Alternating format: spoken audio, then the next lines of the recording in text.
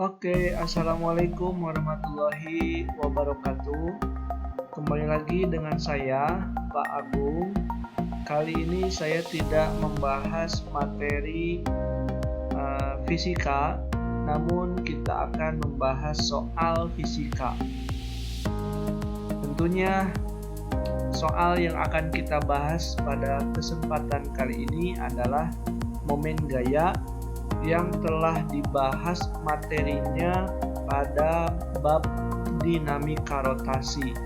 Bagi kalian yang belum menonton video tentang dinamika rotasi, nanti saya akan cantumkan linknya di kolom deskripsi.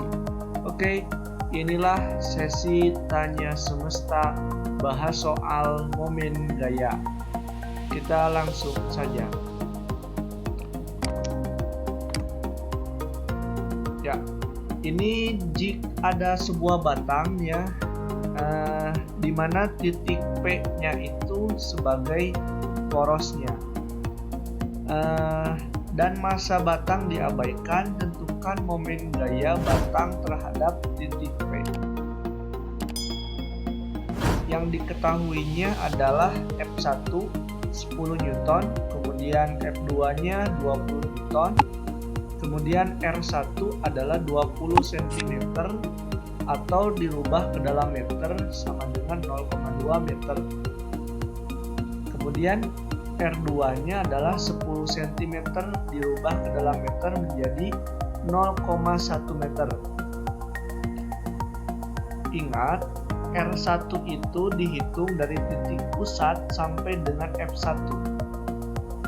Kemudian R2 itu dihitung dari titik pusat ke F2. Kalau ada R3 berarti dihitung dari titik pusat sampai ke F3 gitu ya.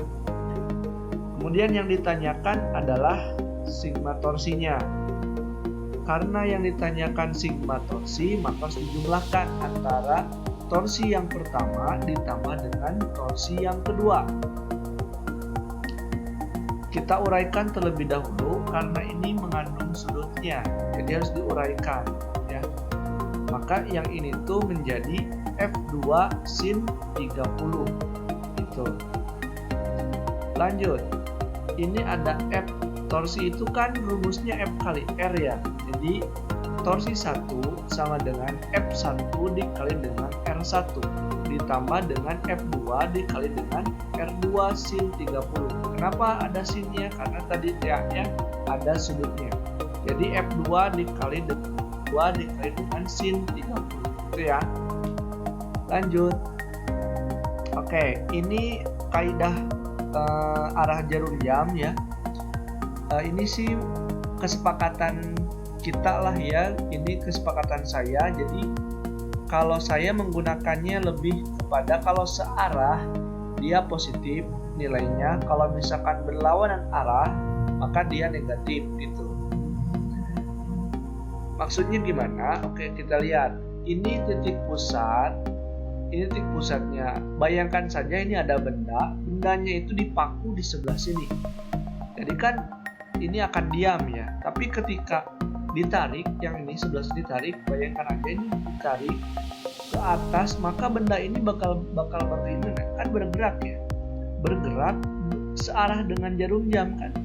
Ditarik ke atas, bayangkan kan bergeraknya kemana?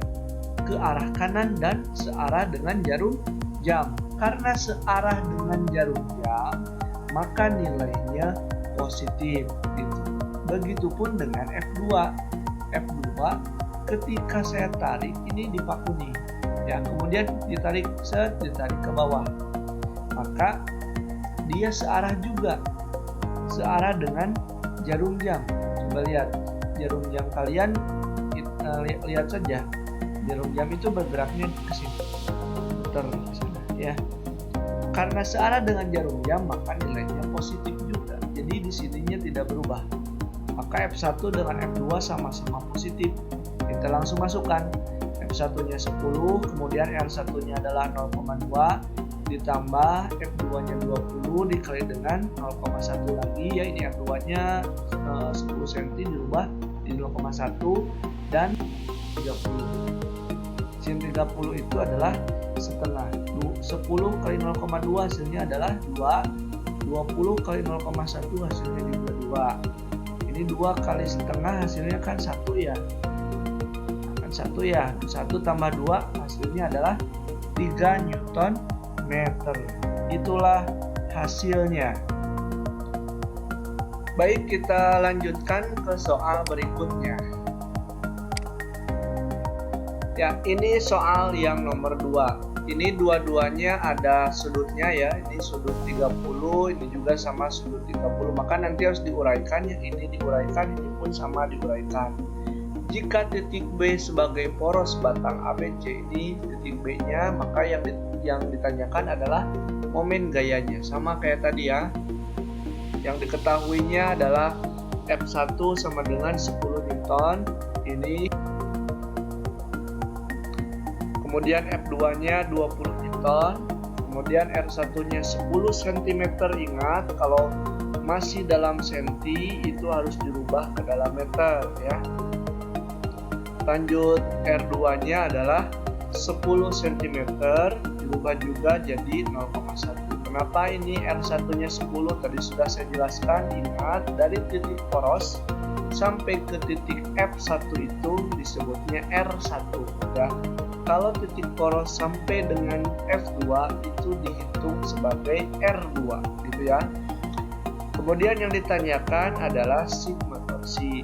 Yang jawabannya ini karena sigma karena sigma jadi harus dijumlahkan. Kebetulan ada 2 gaya, jadi torsi 1 ditambah dengan torsi 2. Oke, kita uraikan yang ini, kita uraikan seperti ini. Ya, jadinya ini 1 sin 30, kemudian yang ini juga kita uraikan. Ini kita uraikan juga. Ini jadi F2 sin 30. Oke ya. Nah, ini dia. Karena dua-duanya ada sudutnya, jadi kita gunakan yang sin. F1 dikali dengan R1 dikali dengan sin 30 ditambah F2 dikali dengan R2 dikali dengan sin 30. Oke. Sama kayak tadi ya, kalau searah jarum jam maka positif, kalau berlawanan arah jarum jam dia negatif. Seperti ini. Ini bayangkan dipaku ya, bendanya dipaku. Kemudian yang sebelah kiri ini, yang sebelah sini nih AB ini kita tarik ke atas. Ditarik ke atas maka benda ini akan bergerak ke arah kanan ya, searah dengan jarum jam. Karena ke sini. Kemudian kalau yang dari titik B ke C ditarik ke atas, tapi dia berbeloknya kalau ditarik ke atas yang sebelah sini akan berbelok ke berlawanan dengan arah jarum jam. Maka hasilnya si F1 bernilai positif karena searah, kemudian F2 bernilai negatif karena berlawanan arah. Gitu ya. Nah, coba lihat, ini positif berubah jadi negatif ya. Ini F1 10, kemudian R1-nya tadi 0,1 sin 30 setengah dikurangi 20 kali 0,1 kali setengah, maka hasilnya seperti ini ya. Kalian bisa pahami lah ya, mungkin ini lebih ke matematika ya. Oke, soal berikutnya. Ya, ini dia berikutnya. Oke. Ini ada gaya F1, F2, F3 dan F4. Jadi ada 4 gaya yang bekerja pada batang A, B, C, D seperti pada gambar di atas. Jika massa batang diabaikan, maka nilai momen gaya terhadap titik A adalah, ini titik A ini sebagai porosnya ya. Titik A sebagai porosnya adalah, ini pilihannya 15 Newton, B 18, 35, 53 atau 68. Oke, kita langsung saja. Ya, karena ada 4 gaya yang bekerja, maka torsinya juga harus ada 4 ya. Torsi pertama ditambah dengan torsi kedua, ditambah dengan torsi ketiga, ditambah lagi dengan torsi keempat. Nah, ini ada yang beda sedikit lah ya dari yang tadi. Kalau tadi kan gayanya itu tidak ada yang titik pusat ya, jadi selalu misah, selalu berpisah gitu ya. Coba perhatikan, ini titik A itu sebagai pusatnya, ini titik A sebagai pusat, kemudian ternyata ditempel oleh F1. Jadi F1-nya itu nempel dengan titik pusatnya. Nah, kalau kasusnya seperti ini, kalau ada soal seperti ini, maka si F1 itu tidak memiliki R1 alias R1-nya itu adalah 0. Kenapa? Karena tadi itu titik si F1-nya itu nempel dengan titik pusat. Jadi dia tidak memiliki jarak, diam gitu. Si F1-nya diam di tempat, nggak memiliki jarak gitu ya. Ini rumusnya ya, kita uraikan dulu. Jadi torsi 1 sama dengan F1 kali F. Rumusnya ya, ini masih menggunakan kaidah jarum jam, searah positif berlawanan negatif.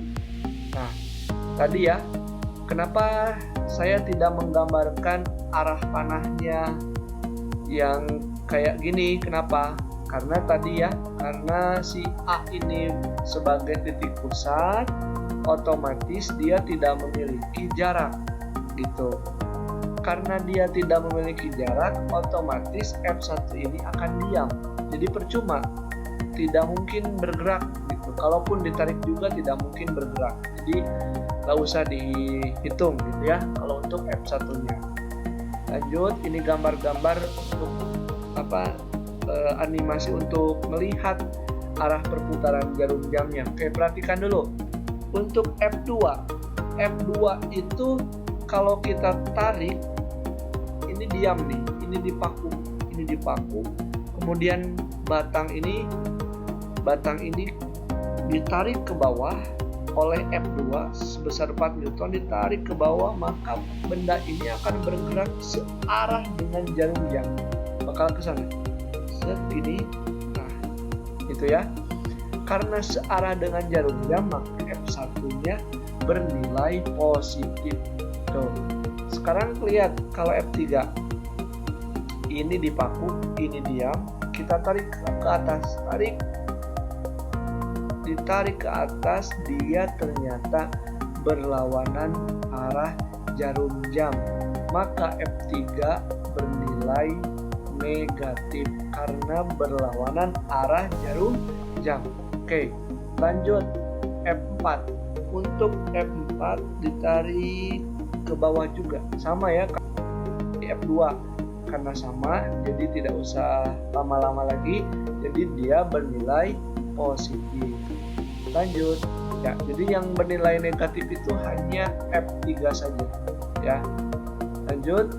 Oke, tadi ya F1-nya 10, R1-nya 0. Kenapa 0? Karena si F1 itu nempel dengan titik pusat gitu ya. Ditambah dengan 4 kali 2 R2.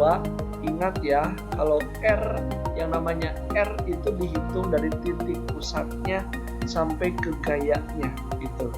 Kebetulan ini F2, maka dari R2 sampai ke F2. Dari titik pusat sampai ke F2.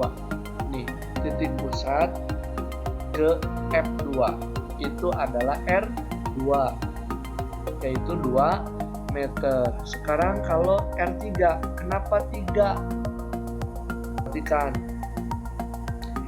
Ini titik pusatnya, A titik pusat. Kemudian dihitungnya dari titik pusat sampai dengan ke titik F3. Nih, titik pusat dihitung sampai ke F3, yaitu 2 meter ditambah dengan 1 meter. Jadi hasilnya 3 meter. Gitu ya. Ini F4 10, kemudian R4-nya kenapa 6? Coba lihat. R4 ya, ini R4 kita hitung dari titik pusat sampai ke F4. Ini kan F4 ya. Titik pusat dihitung sampai ke F4.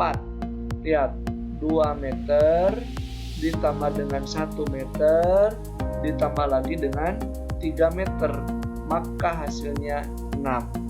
Ingat, R-nya itu tidak usah dirubah. karena sudah satuannya meter, jadi tidak usah dirubah lagi.